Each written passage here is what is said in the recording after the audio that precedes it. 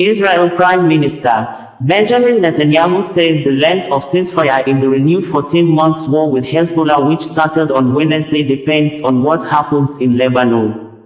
Benjamin Netanyahu stated this in a nationwide broadcast on Tuesday when he announced the commencement of ceasefire agreement reached with the Hezbollah fighters brokered by the United States of America, USA. On Thursday, displaced people could be seen returning home in Lebanon, but the homes have become debris sites flattened into rubble with series of Israeli air missile strikes which began late September 2024. Although the IDF has warned Lebanese civilians not to return to villages in southern Lebanon during the current ceasefire with Hezbollah, according to reports, but media news network like TV footage shows people moving around in the town of Kiem, near an IDF tank on Wade. Israel Prime Minister office in a statement on Tuesday, said the Prime Minister, Benjamin Netanyahu, this evening, spoke to U.S. President Joe Biden and thanked him for the U.S. involvement in achieving the ceasefire agreement in Lebanon and for the understanding that Israel maintains freedom of action in enforcing it. The Security Cabinet, this evening, in a 10-to-1 vote, approved the U.S. proposal for a ceasefire arrangement in Lebanon. Israel appreciates the U.S. contribution to the process and maintains its right to act against any threat to its security. The agreement, mediated by the United States, based on United Nations Security Council Resolution 1701, aims to halt hostilities that have displaced thousands of families in northern Israel since September. Netanyahu, who spoke on Tuesday evening, emphasized that the ceasefire would allow residents to return home while maintaining Israel's ability to act against threats in Lebanon if necessary. He noted that the truce would enable Israel to shift its focus to addressing the broader Iranian threat and intensify pressure on Hamas. The length of the ceasefire depends on what happens in Lebanon. We will enforce the agreement and respond forcefully to any violation. We will continue united until victory, he said in a televised address. He also said that Hezbollah was not the same as it was before the war. We have pushed them decades back, he said. First, with significant opposition from members of his cabinet, he stressed that the ceasefire would depend on what happens in Lebanon. He added that Israel would maintain full freedom to act in Lebanon, and said a truce would allow Israel to focus on the Iranian threat. Clashes between Israeli forces and Hezbollah have escalated since late September, with heavy fighting resulting in significant destruction in southern Lebanon and central Beirut. The Lebanese Health Ministry estimated and stated that more than 3,700 people have been killed since October 2023, with most casualties occurring in recent months. Lebanese Prime Minister Najib Mikati expressed support for the ceasefire, urging its immediate implementation to halt the ongoing devastation. U.S. officials involved in brokering the agreement have expressed optimism about its potential to restore calm and facilitate humanitarian relief.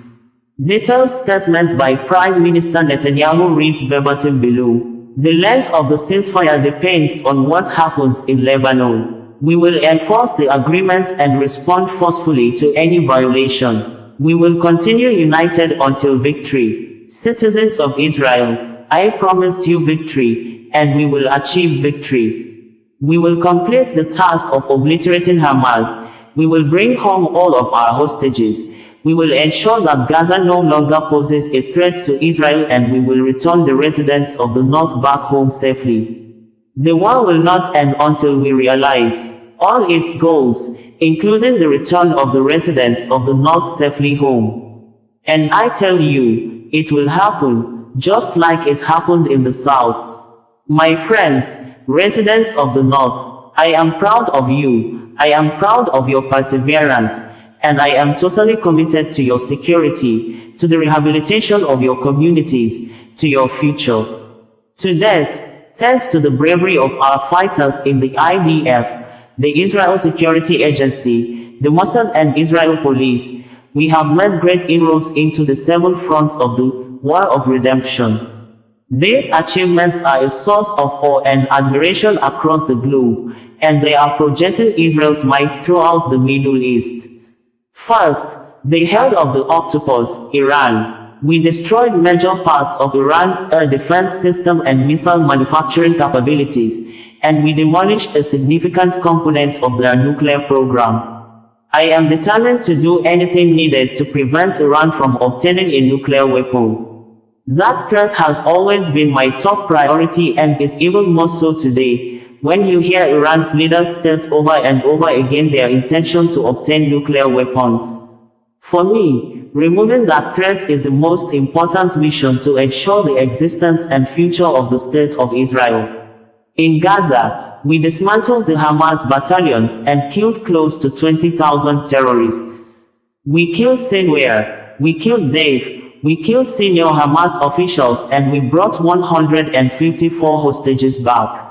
We are committed to bringing them all home, the 101 hostages still in Gaza, those who are still alive as well as the dead, and end the terrible anguish of their families. We are of course committed to completing the annihilation of Hamas. In Judea and Samaria, we are taking out terrorists, we are destroying terrorist infrastructure, and we are operating in all of the terror strongholds.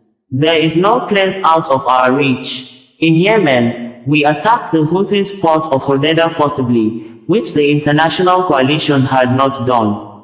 In Iraq, we successfully thwarted, and are still thwarting, many drone attacks, and we have many challenges ahead. In Syria, we are systematically blocking attempts by Iran, Hezbollah and the Syrian army to transfer weapons to Lebanon. Assad must understand that he is playing with fire. And now, for the 7th front, Lebanon. Hezbollah decided to attack us from Lebanon on October 8th. A year later, it is not the same Hezbollah. We have pushed them decades back. We eliminated Nasrallah, the axis of the axis. We have taken out the organization's top leadership.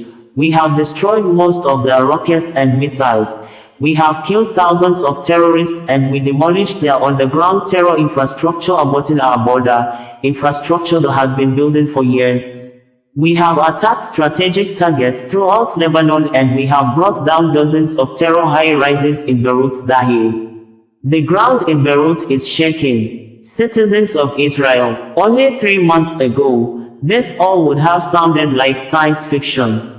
But it isn't. We did these things. At every moment of managing this campaign, I observe all fronts simultaneously. That is what I did at the beginning of the war when I decided to focus on Gaza and not open a broader front in Lebanon. That is what I did several months ago when the conditions ripened to go north, and then we decided to focus on Hezbollah.